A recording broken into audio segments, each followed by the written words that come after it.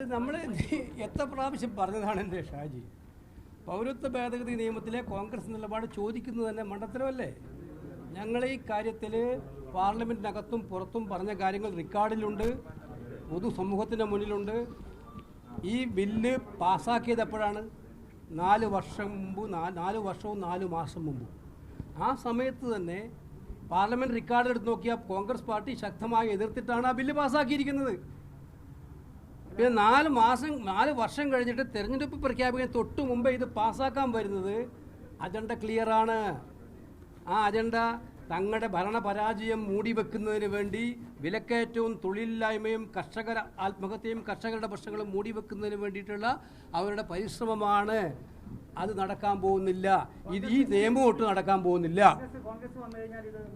അല്ല, ഞാൻ പറഞ്ഞു കഴിഞ്ഞു. ഇതിനകത്ത് കാര്യങ്ങൾ, കോൺഗ്രസിൻ്റെ കാര്യങ്ങളൊക്കെ വളരെ ക്ലിയറാണ്. കോൺഗ്രസ് ഈ നിയമത്തിന് എതിരാണെന്ന് പറഞ്ഞാൽ പിന്നെ അതിനകത്ത് പിന്നെ വീണ്ടും എഴുതാപ്പുറം വായിക്കേണ്ട കാര്യമില്ലല്ലോ. അത് നിങ്ങൾ അവരോട് തന്നെ ചോദിക്കുക. അവരോട് നിങ്ങളോട് പറഞ്ഞല്ലോ ഒരുപാട് തേടിപ്പോലുണ്ട്. അവരോട് തന്നെ ചോദിച്ചാൽ അതൊന്ന് സംഘടിപ്പിക്കുക. എനിക്കും ഉപകാരമാണ്. ഞാനും അതിൻ്റെ ബാക്കി കാര്യങ്ങൾ ചെയ്യുന്നുണ്ട്. ഓക്കെ, അല്ല അതാ പറഞ്ഞത്. അവരല്ലേ ഭരിക്കുന്നത്. 10 കൊല്ലമായിട്ട് അവരല്ലേ ഭരിക്കുന്നത്. അതാ, അത് ശരി. അപ്പം അത് ആവട്ടെ. അതിന് ഏത് സമയവും ഞങ്ങൾ ഈ നരേന്ദ്രമോദി സർക്കാരിൻ്റെ ഫാസിസത്തിനെതിരായിട്ടുള്ള പോരാട്ടത്തിലാണ്. അപ്പോൾ അതുകൊണ്ട് ആ കാര്യത്തിലൊന്നുമില്ല. ഇവിടെ അത്തരം കാര്യങ്ങൾ എന്താണ് അവരുടെ അടുത്തുള്ളതെന്നുള്ളത് നിങ്ങൾ മാധ്യമപ്രവർത്തകർക്ക് നിങ്ങൾക്ക് അതിന് ഉത്തരവാദിത്വമില്ലേ? അതൊന്നും അതിന് ഉത്തരവാദിത്വമില്ല. എന്തെങ്കിലും ഉണ്ടെങ്കിൽ നിങ്ങൾ ചോദിച്ച് മനസ്സിലാക്ക്. എടുക്ക്. അതെന്താ നിങ്ങൾക്ക് മനസ്സിലാവണം. എനിക്ക് ഇത്രയും ഇക്കാര്യത്തെക്കുറിച്ച് പറയാനുള്ളൂ. ബാക്കി കാര്യങ്ങൾ നിങ്ങൾ കണ്ടോളൂ. ആര്? കോൺഗ്രസ്സാ?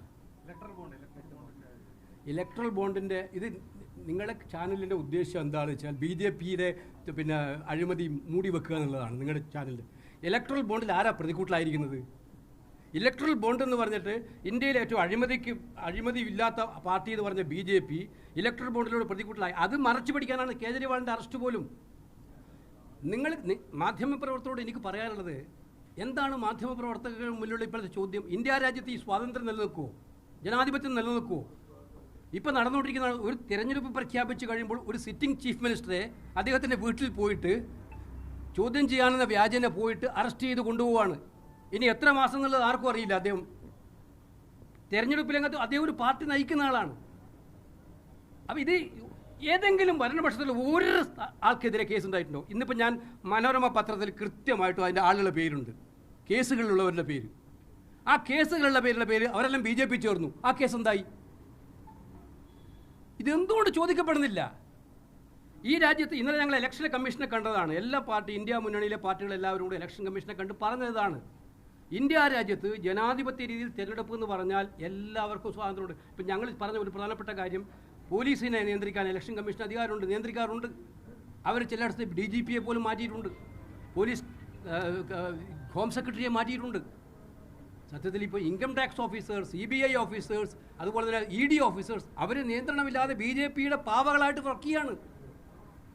എവിടെ? Were is the level playing field four ഇലക്ഷന് വേണ്ടിയിട്ടുള്ള ഒരു ലെവൽ പ്ലേയിങ് ഫീൽഡ് പോലും ഇല്ലാത്ത അവസ്ഥയാണ്. അപ്പോൾ ഇത് ഈ രാജ്യത്ത് ഉയർത്തിപ്പെടുത്തുന്ന കാര്യമല്ലേ? അപ്പോൾ അതുകൊണ്ടാണ് ഞാൻ പറഞ്ഞത്, ഇത് വേണ്ടത് സുപ്രീം കോടതിയുടെ നേതൃത്വത്തിൽ മോണിറ്റർ ചെയ്യുന്ന അന്വേഷണം വേണം. കോൺഗ്രസിൻ്റെ പേരുണ്ടെങ്കിൽ അന്വേഷിക്കട്ടെ. തീർച്ചയായിട്ടും നമ്മൾ മനസ്സിലാക്കേണ്ടത്, ഇവിടെ ഈ രാജ്യത്ത് തെരഞ്ഞെടുപ്പ് ജനാധിപത്യ രീതിയിൽ നടത്തി ഒരു ഇലക്ഷൻ ഉണ്ടാക്കാനല്ല BJP ഉദ്ദേശിക്കുന്നത്. അവർ ഈ രാജ്യത്ത് ജനാധിപത്യം തന്നെ അട്ടിമറിക്കാൻ വേണ്ടിയുള്ള തീരുമാനങ്ങളുമായിട്ടാണ് മുന്നോട്ട് പോകുന്നത്. അല്ലെങ്കിൽ ഒരു പൊളിറ്റിക്കൽ പാർട്ടിയുടെ, ഞാൻ ചോദിക്കുന്നത്, 1994 സീതാറാം കേസരി കോൺഗ്രസിൻ്റെ ട്രഷറായിരുന്ന കാലത്ത് അന്നുണ്ടായിരുന്നുള്ള ഏതോ ഒരു കാര്യം പറഞ്ഞുകൊണ്ട് ഈ 27 വർഷം കഴിഞ്ഞിട്ട് കോൺഗ്രസ് പാർട്ടിക്ക് നോട്ടീസ് അയക്കുക എന്ന് പറഞ്ഞാൽ അർത്ഥം എന്താണ്? അതിൻ്റെ അർത്ഥം, തെരഞ്ഞെടുപ്പിന് തൊട്ട് മുൻപേ ഞങ്ങളുടെ അക്കൗണ്ട് മുഴുവൻ മരവിപ്പിക്കുകയും ആ അക്കൗണ്ടിലെ പണം എടുത്ത് മാറ്റുകയും ചെയ്യാന്ന് പറഞ്ഞാൽ അതിൻ്റെ ഉദ്ദേശം എന്താ?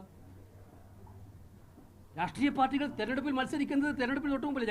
ഞങ്ങളുടെ സ്ഥാനാർത്ഥികൾക്ക് പണം കൊടുക്കണം, നമ്മുടെ പബ്ലിസിറ്റിക്ക് പണം കൊടുക്കണം, ഞങ്ങൾ മാധ്യമങ്ങൾക്കൊക്കെ തരുന്ന പബ്ലിസിറ്റിക്ക് പണം കൊടുക്കണം. ഇതൊക്കെ കൊടുക്കാൻ ഉപയോഗിച്ച പണമാണ് അവരെടുത്തുകൊണ്ട് പോയിരിക്കുന്നത്. എന്തിൻ്റെ പേരിലാണ് ആകെ ഒരു മാസം റിട്ടേൺ വൈകാതെ, അതും 2019 ഇതുവരെ നടപടിയെടുക്കാതെ തിരഞ്ഞെടുപ്പിന് തൊട്ട് മുമ്പ് നടപടിയെടുത്തിരിക്കുന്നു. ഈ രാജ്യത്ത് പൗരാവകാശങ്ങൾക്കും ജനാധിപത്യ അവകാശങ്ങൾക്കും സ്വാതന്ത്ര്യമുള്ള നമ്മുടെ നാട്ടിൽ അതൊന്നുമില്ലാതെ ഒരു ലെവൽ പ്ലേയിങ് കൊടുക്കാതെ ഇത്ര വലിയ അന്തരീക്ഷം ഉണ്ടായിട്ടും അതല്ലേ ചർച്ച ചെയ്യപ്പെടേണ്ടത്? അതല്ലേ ഈ നാട്ടിൽ ചർച്ച ചെയ്യപ്പെടേണ്ടത്? പിന്നെ നമ്മളെ വോട്ടിന് എന്താ അവകാശമുള്ളത്?